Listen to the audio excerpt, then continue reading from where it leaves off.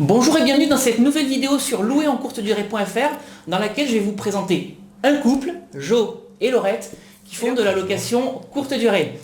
Bonjour à tous, je suis Sébastien, auteur du blog louerencourtedurée.fr et j'ai souhaité faire cette interview pour vous montrer comment un couple, Jo et Laurette, arrive à tirer des revenus locatifs conséquents de la location courte durée. Mais ce que je voulais que Jo et Laurette partagent également avec nous aujourd'hui, c'est leur parcours immobilier, nous indiquer quelles sont les erreurs de parcours qu'ils ont fait en investissant dans l'immobilier, et puis surtout la stratégie qu'ils ont mis en place pour exploiter leurs biens en location courte durée. Alors avant qu'ils nous expliquent tout ça, n'hésitez pas à vous abonner à ma chaîne YouTube en cliquant sur le bouton abonnez-vous, ça me permettra de vous tenir informé de la publication de toutes mes nouvelles vidéos.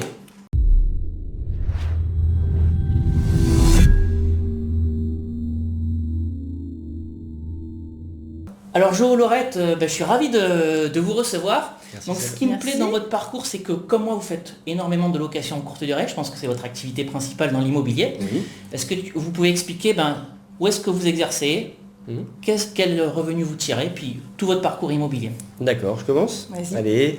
Donc, lance-toi. on est en Savoie, donc on est plutôt sur une brigade qui s'appelle Chambéry, une ville de moyenne dimension, environ 50 000 habitants.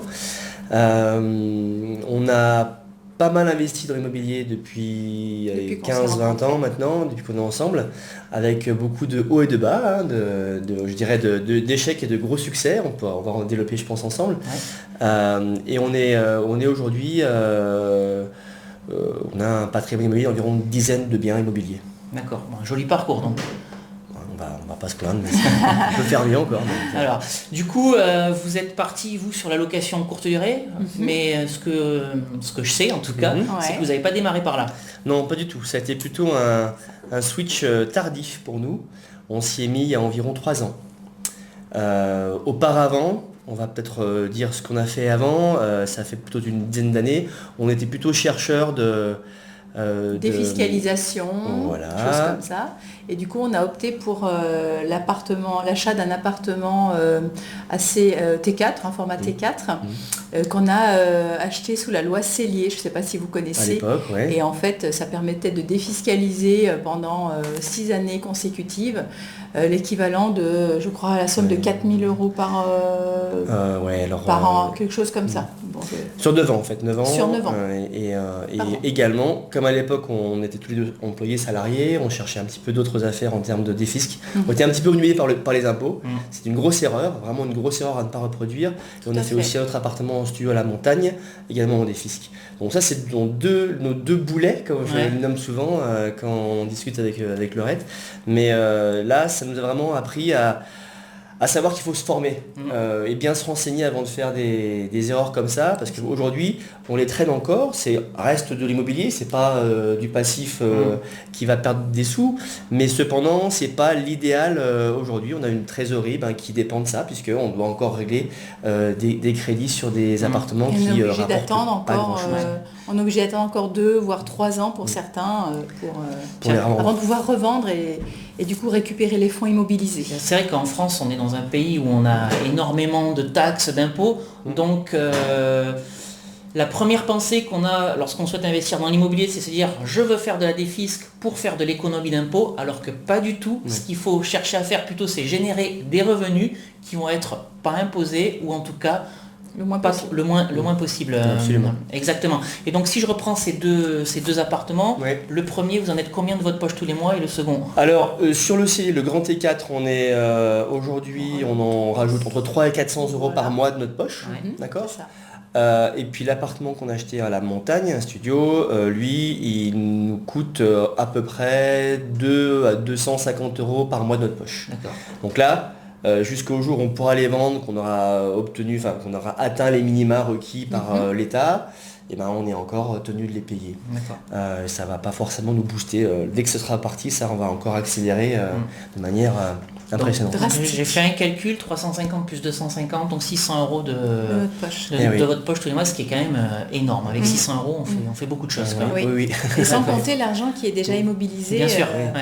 Notre apport qu'on a mis à l'époque, plus le capital qui travaille. Donc des fiscs ou pas des fiscs pour les gens qui regardent? Alors pas des fiscs. On est bien d'accord. Pas d'intermédiaire négatif. On vous le déconseille totalement, on s'est fait prendre, voilà. Ok. Et donc, vous êtes parti sur la log courte durée ou la log saisonnière? Oui. Et donc là, on a beaucoup de résultats. Un peu plus meilleurs de résultats. de ça. Oui. Moi, ça fait 3 ans presque, je crois, quasiment. Là, on a investi sur plusieurs appartements, plutôt des petites surfaces. Enfin, on a un petit peu de tout, entre la petite chambre de bonne de 11 mètres carrés jusqu'à des T2 de 35-37 mètres carrés. Donc là, on en a 4 aujourd'hui. C'est ça. Dans notre zone, donc vraiment proche de chez nous, c'est aussi important. J'aime bien acheter maintenant proche de chez moi pour être en totale maîtrise de ce qui peut s'y passer.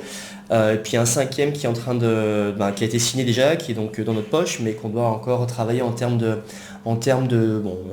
travaux. Ça commence dans quelques semaines. Et que vous allez diviser en 2.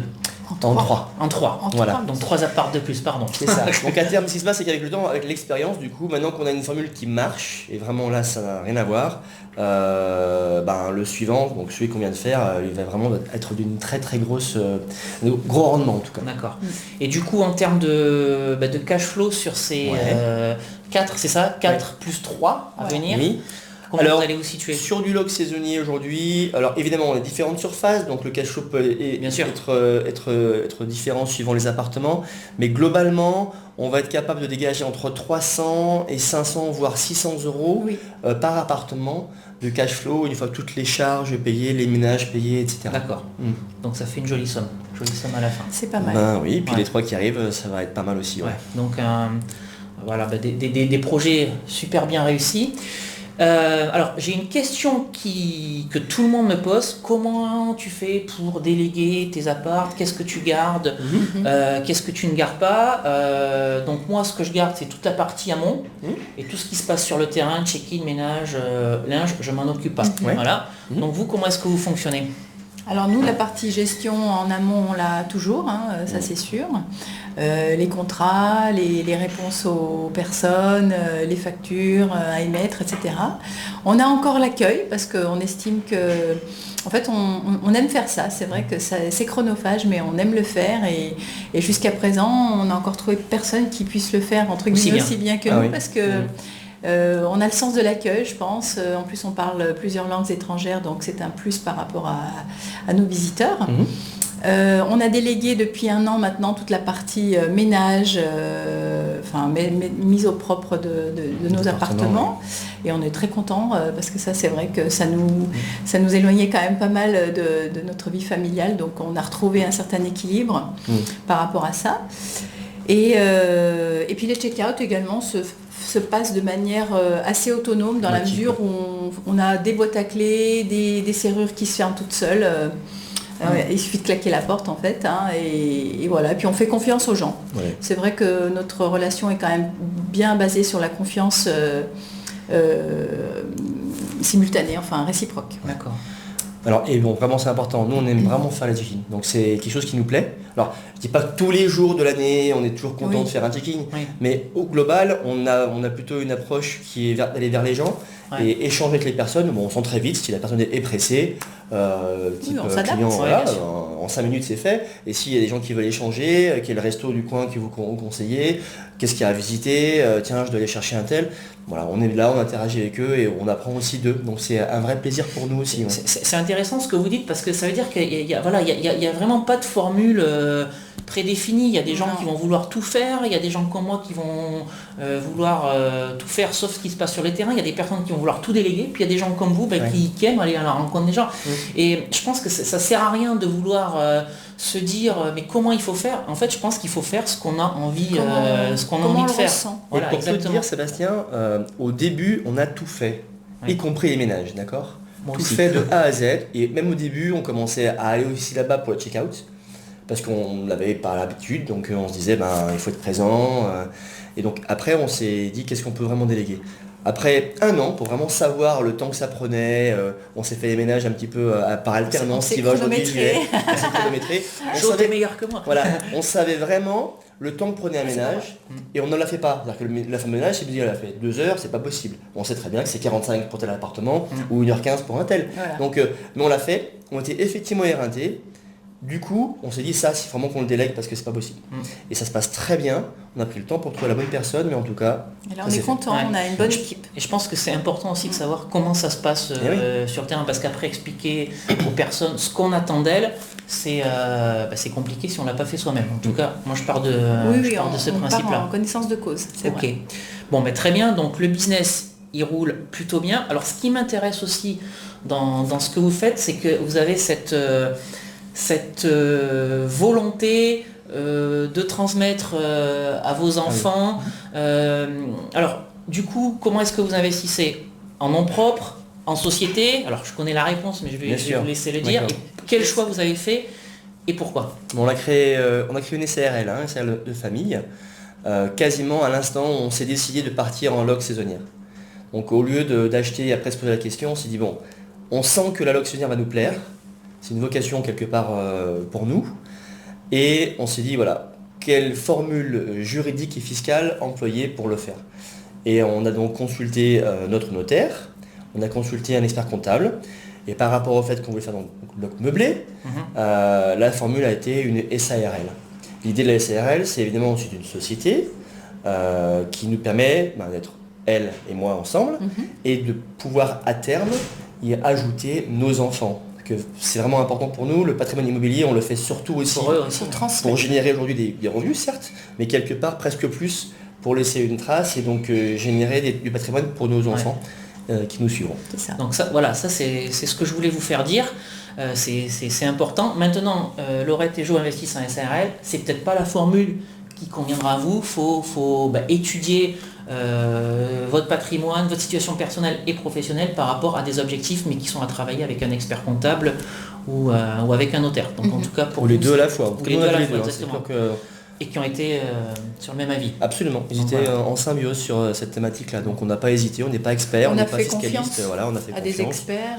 Voilà. Moi, je pense que au bout d'un moment, quand on arrive à un patrimoine comme le vôtre, c'est bien aussi de se faire accompagner, ou même en sachant ce que vous vouliez faire, puisque vous avez été les consulter au moment où vous avez démarré le saisonnier. Voilà. Donc, c'est juste avant, on s'est posé la question et on voulait vraiment pas faire d'erreur, donc on l'a créé. Ok. Et donc, désormais, j'imagine que vous voulez continuer les opérations, on va vous laisser finir la division en 3, et puis derrière, il y aura certainement autre chose, parce que c'est quelque chose qui vous plaît. Tout à fait, donc là, on est focus sur l'appartement en 3. L'idée c'est dans 2-3 mois l'ouvrir au nouveau et commencer à générer effectivement des revenus. Et de toute façon ça reste notre passion, notre hobby immobilier, donc quelque part on veut continuer sur cette thématique. Alors peut-être qu'on fera autre chose que loc saisonnière pour un peu diversifier. On en aura 7, ce sera pas mal. Et puis en tout cas la SARL est vouée à grandir. D'accord. Absolument. Et donc, à côté de ça, vous avez ouvert un blog, un site sur lequel vous essayez, vous allez le présenter avec moi, pour accompagner les parents à investir pour leurs enfants.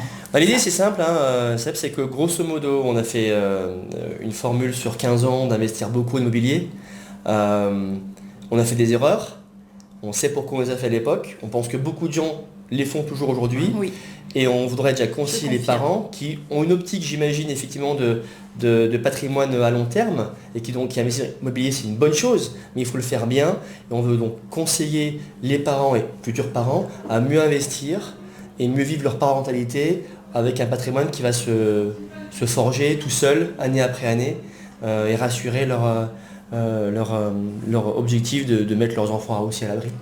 Donc on a créé un site qui s'appelle Parents Investisseurs, c'est très simple, qui réunit un petit peu les deux, l'optique, c'est ce que nous sommes, donc au global, un jour notre fille nous a dit de 10 ans, mais encore un appartement qu'on a acheté, et du coup, mais vous faites que acheter des appartements, donc du coup on se dit oui, on est des parents investisseurs, et d'où l'idée du nom du blog.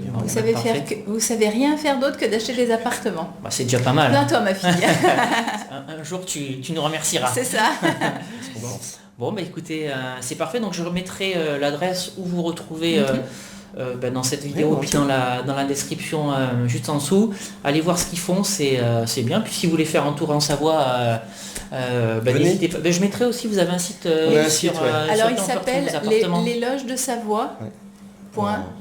LES, LOGES, de Savoie, comme le département, .fr. Ok, je mettrai le lien également. Ok, merci Laurette, merci Jo pour cette interview. Donc si vous souhaitez en savoir plus sur l'immobilier, la location courte durée, n'hésitez pas à me suivre sur le blog louerencourtedurée.fr ou à vous abonner à ma chaîne YouTube.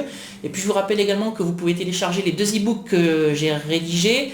Convaincre la banque, mode d'emploi, dans lequel je vous explique comment convaincre la banque de votre projet immobilier pour lui donner les bons arguments pour qu'elle vous finance. Et puis doubler son salaire avec la location courte durée, dans lequel je vous explique comment vous allez pouvoir vous créer des revenus complémentaires ou une rente grâce à la location courte durée. Vous me confirmez qu'on arrive à dégager de jolis compléments de revenus. On a trouvé le bon format. Voilà. Donc pour télécharger ces 2 e-books, cliquez simplement sur les 2 vignettes qui viennent d'apparaître dans cet écran. Ou sinon je vous mets les liens de téléchargement sur le petit i qui va apparaître en haut à droite de cette fenêtre ou bien dans la description, juste en dessous de cette vidéo. Voilà, écoutez, Laurette, Jo, merci beaucoup pour ces quelques minutes. Puis quant à nous, on se retrouve très vite sur une nouvelle vidéo sur louerencourtedurée.fr. Ciao. Au revoir. Au revoir.